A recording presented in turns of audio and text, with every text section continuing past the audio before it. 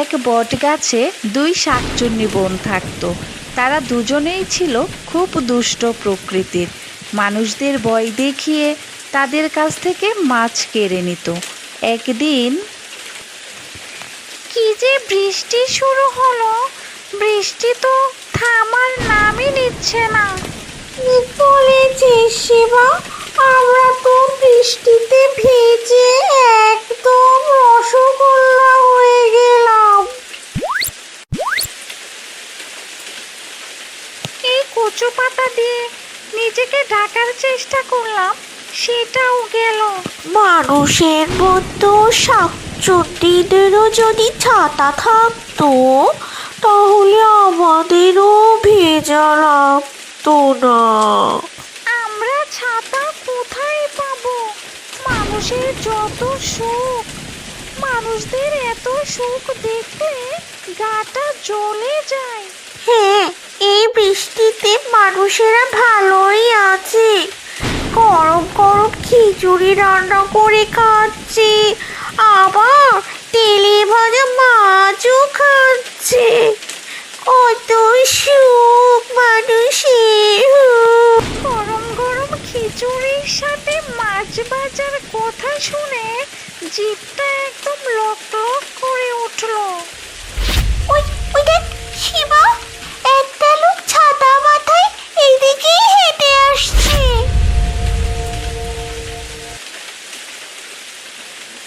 হ্যাঁ, তাই তো দেখছি। কাছাকাছি এলেই ছাতাটা কেড়ে নেব। আজই হাট থেকে ছাতাটা কিনেছি।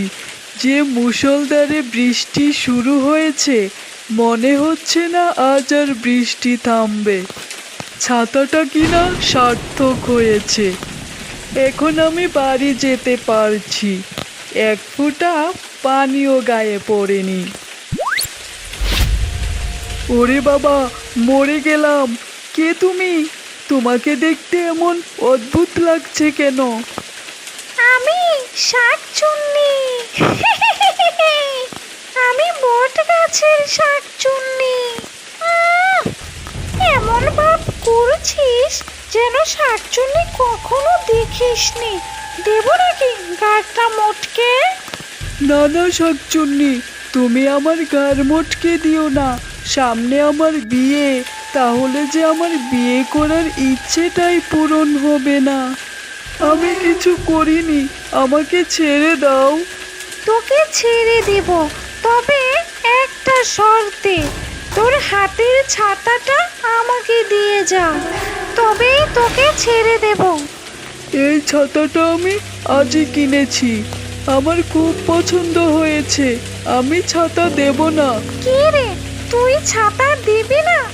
এখনই তোর গার মোটকে দিচ্ছি, তাহলে তোর আর বিয়ে করা হবে না। না না, গার মোটকে দিও না। এই নাও ছাতা।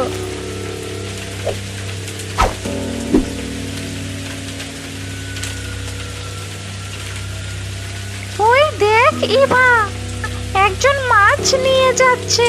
চল মাছটা কেড়ে নি, অনেকদিন হলো মাছ খাই না। কত বড় মাছ! এত বড় মাছ কতদিন খাইনি।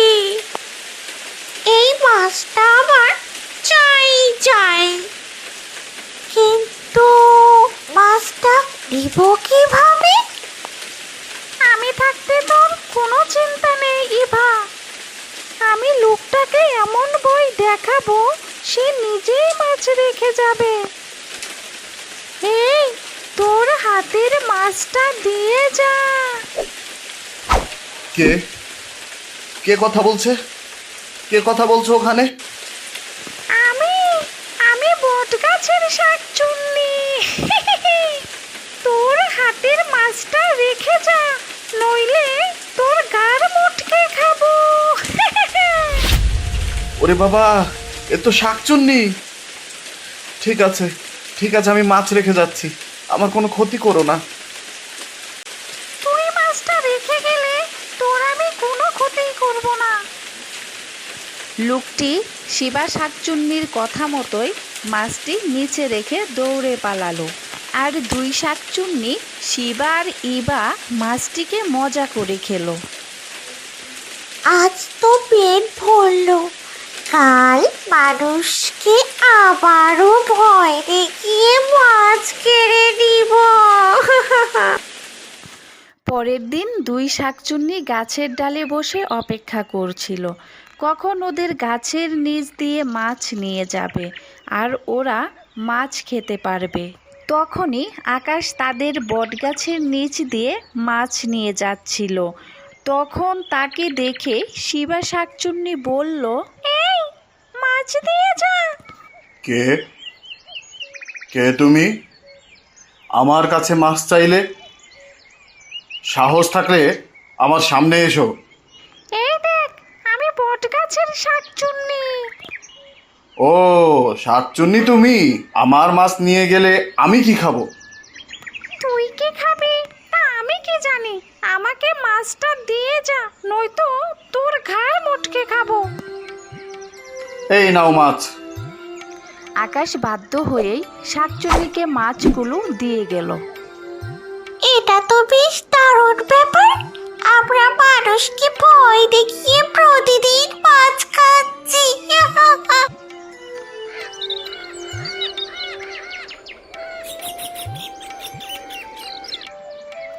যেই মাছ নিয়ে গাছের নিচ দিয়ে যেত তখনই শিবা আর ইবা শাকচুন্নি তাদের কাছ থেকে মাছ কেড়ে নিত। আর এভাবেই গ্রামে শাকচুন্নিদের আতঙ্ক ছড়িয়ে পড়ল। আরেকদিন তানিয়া গাছের নিচ দিয়ে মাছ নিয়ে যাচ্ছিল। তানিয়া খুব সাহসী প্রকৃতির ছিল, সে শাকচুন্নি ভয় পেত না। এই মাছ দিয়ে যা। আমার মাছ আমি তোমাকে কেন দেব? আমি মাছ দিব না। তোর এত বড় সাহস, গ্রামের লোকজনের কাছ থেকে আমার কথা শুনিসনি নাকি? আমাকে মাছ না দিলে তোর ঘাড়টা মটকে দেব এক্ষুনি। শাকচুন্নিরা মুখেই বলে ঘাড় মটকাবে, সাহস থাকলে আমার ঘাড় মটকে দেখাও। শাকচুন্নি এসেছে আমাকে ভয় দেখাতে। এ বলে তানিয়া তার মাছ গাছের নিচে না রেখেই হেঁটে চলে গেল। দুই শাকচুন্নি অবাক হয়ে তানিয়ার দিকে তাকিয়ে রইল।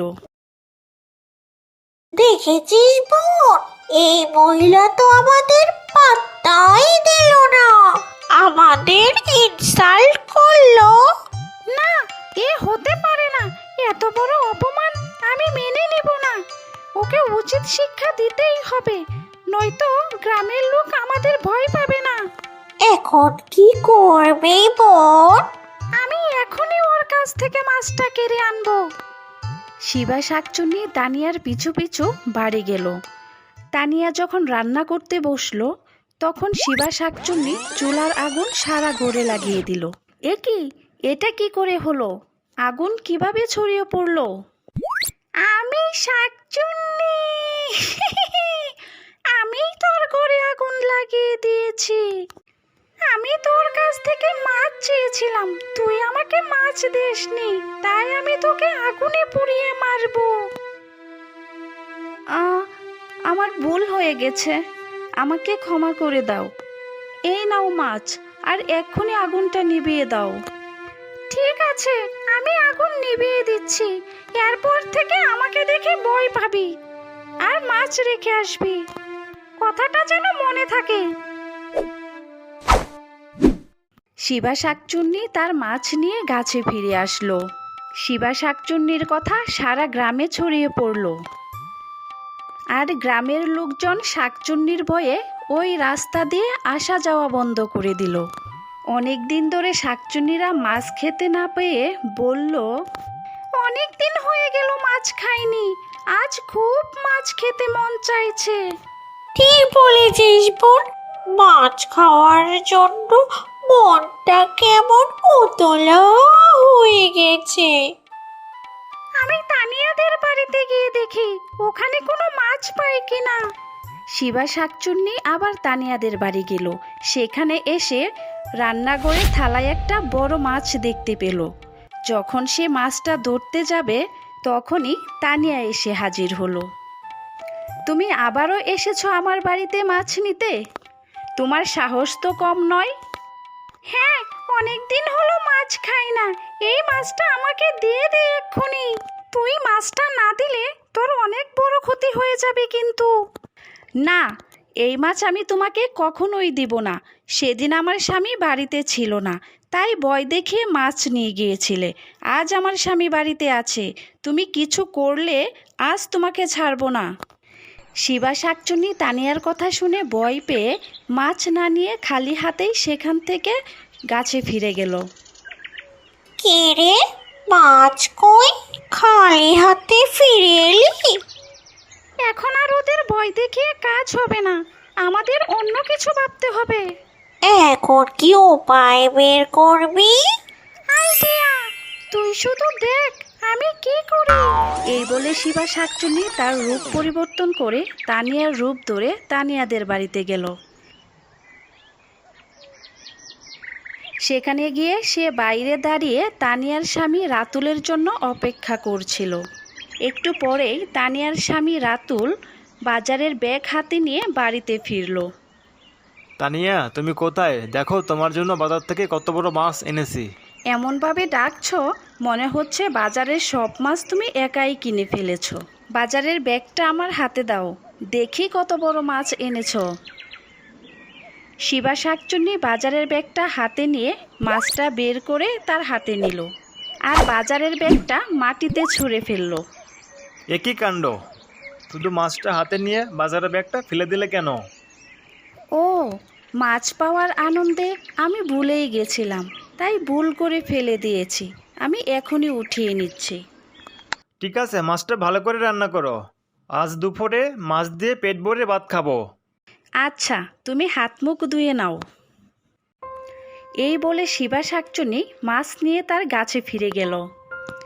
এদিকে রাতুল হাত মুখ ধুয়ে এসে দেখল তানিয়া তার জন্য ঘরে অপেক্ষা করছে। হাত মুখ ধুয়ে আসলে বাজার কোথায়? বাজার আনোনি?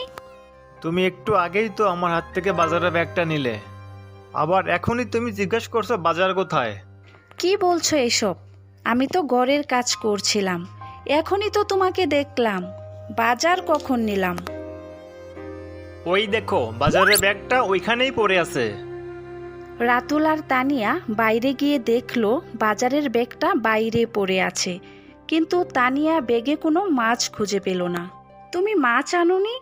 তোমাকে না কতবার করে বললাম আজ বাজার থেকে মাছ এনো। আমি সত্যি বলছি, বাজার থেকে মাছ এনেছিলাম, আর তুমি বাজারের ব্যাগ থেকে মাছটা বের করে তোমার হাতে নিয়েছিলে। বাহ, তুমি তো ভালো মিথ্যা বলো। বাজার থেকে মাছ না এনে আমার উপর দোষ চাপিয়ে দিচ্ছ। তানিয়া বাজারের ব্যাগ নিয়ে ঘরের ভিতর চলে গেল, আর রাতুল দাঁড়িয়ে দাঁড়িয়ে ভাবতে লাগলো এসব কি করে হলো।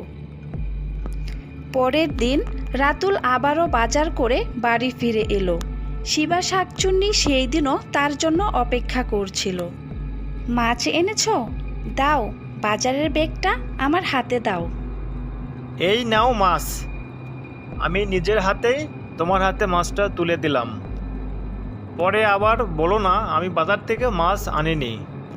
ঠিক আছে, বলবো না। আজ মাছ কোথায় পেলি শিবা? তানিয়াদের বাড়ি থেকেই মাছ পেয়েছি। তানিয়ার স্বামী খুবই বোকা, তাকে বোকা বানিয়ে মাছ আনতেছি দুদিন ধরে। কিন্তু এভাবে বাড়ি থেকে মাছ চুরি করে আনলে তো আমরা ধরা পড়ে যাব। এত ভাবিস না তো, তোর জন্য মাছ এনেছি, এবার মাছটা খা। অন্যদিকে তানিয়া আজও বাজারের ব্যাগে মাছ খুঁজে না পেয়ে রেগে গেল। আজকেও তুমি মাছ আনোনি? রোজ রোজ কি শুরু করলে আমার সাথে? আমি সত্যি বলছি, একটু আগেই তো তুমি আমার হাত থেকে মাছ নিলে। আমি মাছ নিলে কি মাছ আমার হাত থেকে অদৃশ্য হয়ে যাবে? বিশ্বাস করো তানিয়া, আমি তোমার হাতে মাছ দিয়েছি। এসব কি ঘটনা ঘটতেছে দুদিন ধরে? আমি তো কিছুই বুঝতেছি না। কোথাও গন্ডগোল আছে মনে হচ্ছে। ঠিক আছে, আমি তোমার কথা বিশ্বাস করলাম। কালকে আবারও মাছ নিয়ে এসো, আমি তোমার উপর নজর রাখবো, দেখবো কে আমাদের মাছ নিয়ে যায়। পরের দিন আবার রাতুল বাজার থেকে মাছ নিয়ে এলো। শিবা শাকচুন্নি আগে থেকেই লুকিয়ে রাতুলের জন্য অপেক্ষা করছিল। কই মাছ এনেছো? দাও, আমার হাতে দাও। হ্যাঁ, এই নাও মাছ, মাছটা তোমার হাতে নাও। তখনই তানিয়া তার ঘর থেকে বেরিয়ে এলো এবং শিবা শাকচুন্নিকে হাতে নাতে ধরে ফেলল। কে তুমি? আমার রূপ ধরে প্রতিদিন মাছ চুরি করে খাচ্ছ? আমি বটগাছের শাকচুন্নি। আমাকে তুই সেদিন মাছ দেসনি, তাই তোর রূপ ধরে মাছ চুরি করছিলাম। মাছ দেইনি বলে তাই তুমি আমার রূপ ধরে মাছ চুরি করবে? আজ আর আমি তোমাকে ছাড়ছি না। আমি শাকচুন্নিকে খুব শক্ত করে ধরেছি। তুমি যাও, সাধু বাবাকে ডেকে নিয়ে আসো। আর রাতুল সাধু বাবাকে ডেকে এনে শাকচুন্নিকে ঘরে আটকে রাখে। অন্যদিকে ইবা শাকচুন্নি তার বোন শিবা শাকচুন্নির ফিরতে দেরি হওয়ায় তানিয়াদের বাড়িতে গেল। শিবা, তুই কোথায়?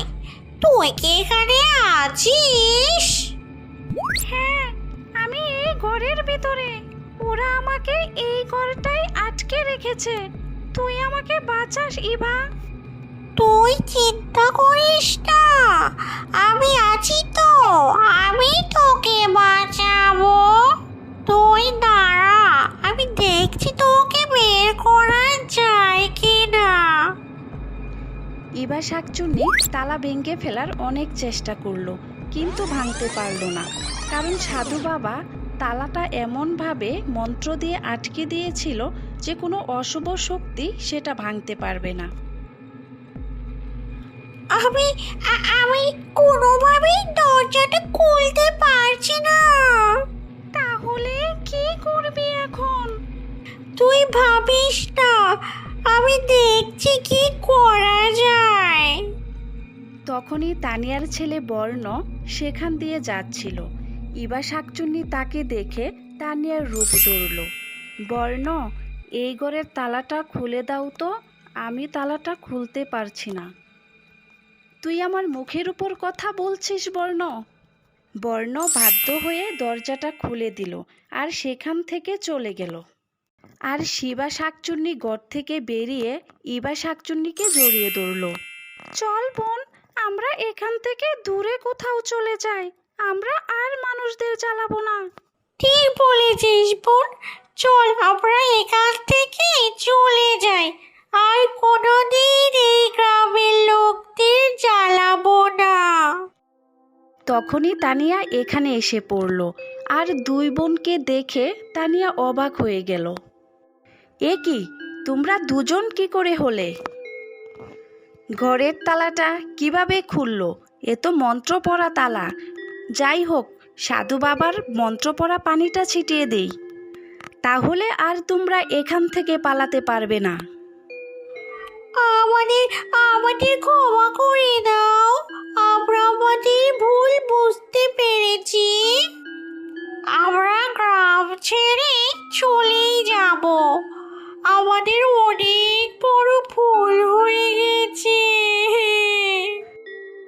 সত্যি বলছো তো তোমরা? হ্যাঁ, আমরা সত্যি বলছি। আমরা এখনই গ্রাম ছেড়ে চলে যাব।